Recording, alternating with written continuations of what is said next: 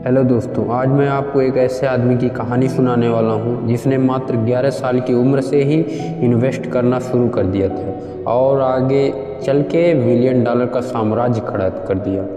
दोस्तों, जिस उम्र में दूसरे बच्चे खेल कूद में अपना बचपन एंजॉय कर रहे थे, तभी बच्चा इन्वेस्टमेंट के गुर सीख रहा था और साथ ही साथ इन्वेस्टमेंट भी कर रहा था।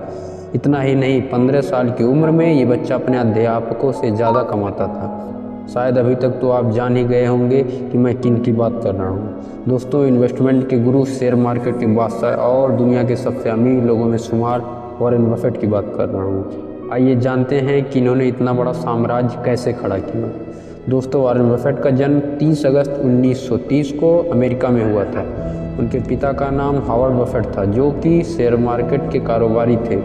बचपन से ही शेयर मार्केट की दिलचस्पी रखने वाले वॉरेन बफेट ने 6 साल की उम्र में पैसे कमाने की शुरुआत की।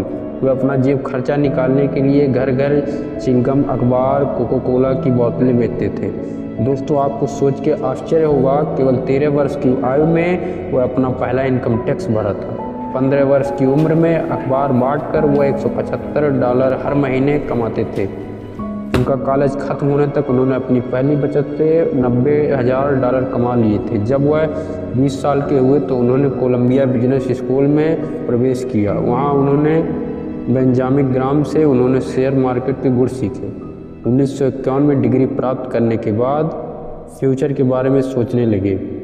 उनकी इच्छा थी कि वह बेंजामिन ग्राम के साथ काम करें, लेकिन बेंजामिन ग्राम ने इनकी प्रस्ताव ठुकरा दिए।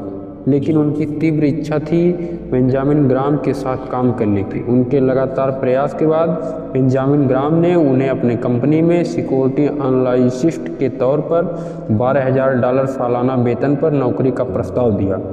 वॉरेन बफेट ने उनके साथ 2 साल तक काम किए, उनसे बिजनेस के गुर सीखे। 1957 में उन्होंने $31,500 में अपना पहला घर खरीदे। उसके बाद उन्होंने कभी पीछे मुड़ के नहीं देखे और सालाना 30% से अपने इन्वेस्टमेंट को बढ़ाया। 1962 में वॉरेन बफेट ने वर्कशायर हैथवे में इन्वेस्ट करना शुरू किया, जबकि इस कंपनी की हालात बहुत ख़राब थी। उस समय सभी ने उन्हें उस इन्वेस्टमेंट को इनकी भूल बताया, पर उन्होंने किसी भी आदमी की ना सुनते हुए 49% की हिस्सेदारी $8 प्रति शेयर से भी कम में खरीद ली।